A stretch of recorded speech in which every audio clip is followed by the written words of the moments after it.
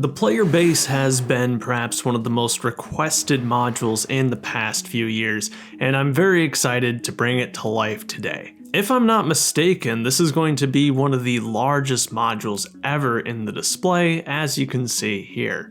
The base will find itself at the foot of the Ice Spikes mountain, and I'm going to start off by leveling out the terrain here to give us a nice flat foundation to build the massive base on top of. The module will also serve as a transition between the cold side of the world and the more temperate middle section. That means we'll get a good mix of snow, cold grass, and your plains grass in green. And where there's grass, there's gotta be tiles.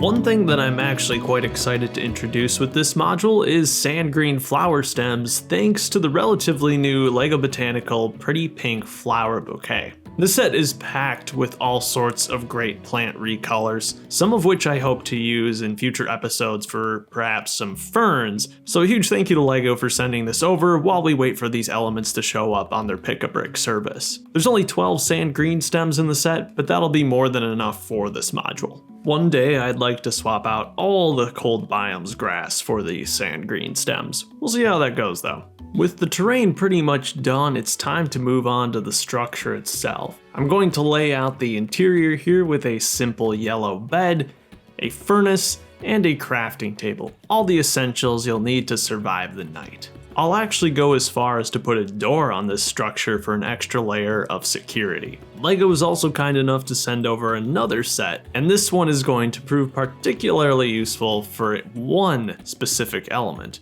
That's these Nougat masonry bricks. For now, they only come in 2 sets, and this is one of them. Considering that I've already chosen medium nougat to represent oak planks, I think this slightly redder color does a great job for jungle planks. And with the amount of jungle trees that we have in the world, it just seems right that the player would use that material to build a great structure. Hopefully we can use some of the other elements off this modular building in the future too for the Minecraft world.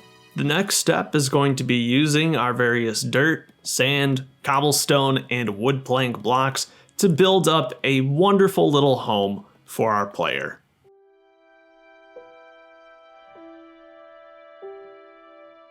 It looks like whoever lived here accidentally made a few crafting tables too many.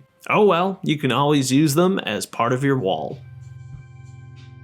Unfortunately, we didn't gather enough blocks before night fell, so we're not going to be able to have a roof on this structure. That's okay, hopefully these torches placed all over the house will scare the mobs off. Alright, doesn't look like it scared the mobs off. And who better to live here than Side Eyes Guy? So there you go, that's my take on the player base.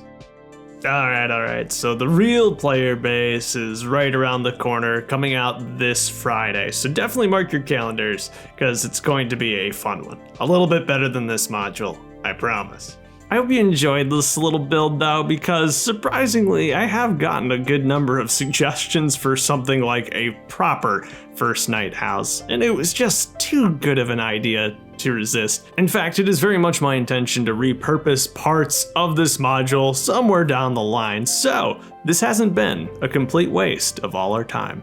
Anyway, I hope you have yourself a fantastic life, and I'll see you again very soon on Friday for a proper awesome module.